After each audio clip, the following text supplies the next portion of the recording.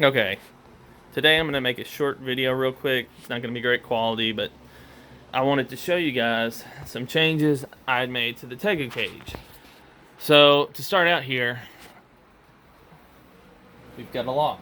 And the reason for that is this guy decided he would learn how to open the doors. And these, are just sliding glass doors. I've just got a track, like a little, um, whatever you call it, kind of aluminum channel, I guess, U channel, and I put a piece of PVC. I don't know if you can see it, the white, so that it would slide back and forth easy. And I had the guys who cut the plexiglass here. I had them drill 3/4 inch holes right here.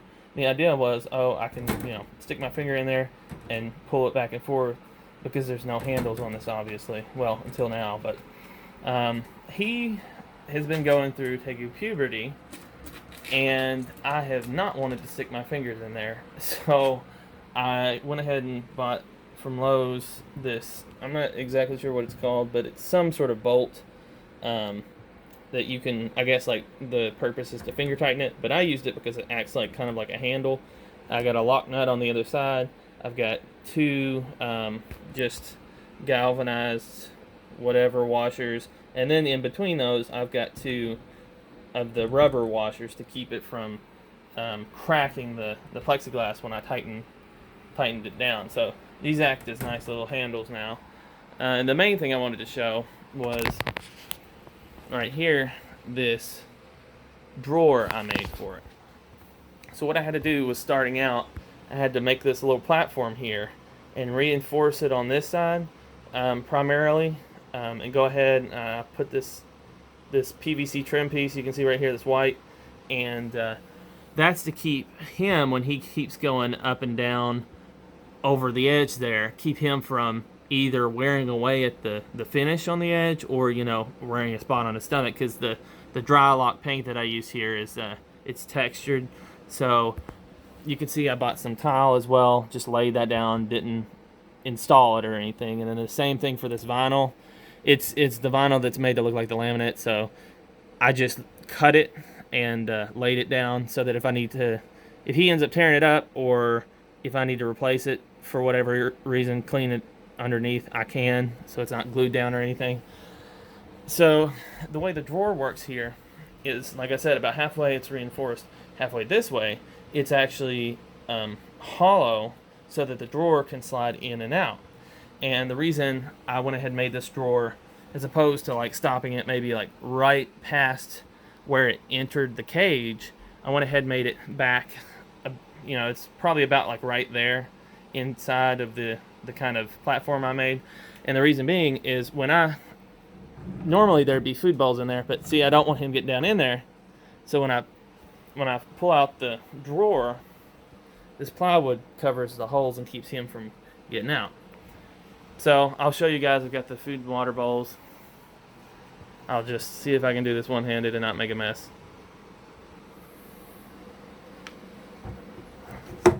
Oh, and one thing I want to mention is I went ahead, I don't know if you can see it very well, probably not.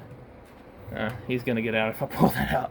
So there's I guess you can see there's aluminum foil in there, and the reason for that is just to keep him from making a mess. If he drips anything down here from the food or water, I can just change out the aluminum foil rather than really having to scrub the paint, down there or whatever. But so he's hungry, and that's exactly why I put the plywood right there. And now we can go ahead and give him his food.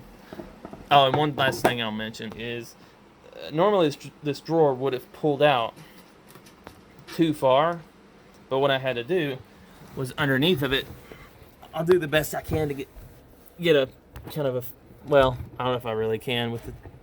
No. Anyway, what I basically did was, on the bottom here, I attached a hinge to the inside of the drawer right there. Attached a hinge so that when I push the drawer in, I flip that hinge down, and it stops the drawer from coming out any further than this. Because, like I said, I don't want it to come out too far, or he'll be able to open up that hole, push the drawer out, and he is really strong. So anyway, there's his food and his water, and I'll wait for him to move his foot if he will. If not, he'll just have to move him. Yeah, and see, it's not glued down or anything. So I'm gonna push this in, and I don't want to get his leg caught under there, so.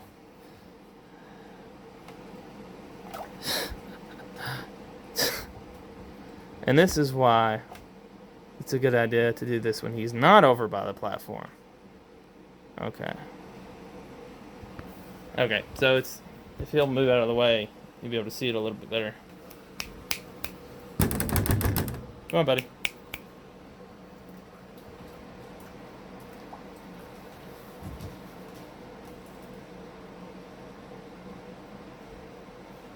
So he's just, he hasn't, I haven't had this for too long, so he is still kind of figuring out what the heck this is, and he sees the movement of the plywood and he thinks, oh, that's a way out, and so that's kind of what he's doing right now. But okay, I'm gonna go ahead and see if he'll move so that you can see him eating.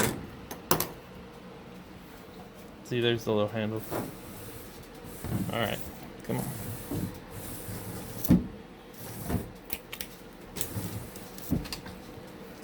I've got a little bell, I forgot about. I'll ring when it's food time, so that he'll associate the food with the bell, and hopefully I can kind of isolate when he is hungry. I can kind of isolate his feeding response to when he hears that bell. So there you go, see? And it's kind of a convenient feature that it's down in, like, it's below the surface, because a lot of times he'll thrash and sling his head back and forth when he eats, and so that kind of contains that. Whereas before, I just had the bowl and he would just toss it all over the place and make a huge mess. So anyway, that's the drawer right there, and then, like I said, I just did a few other little things to it, but yep.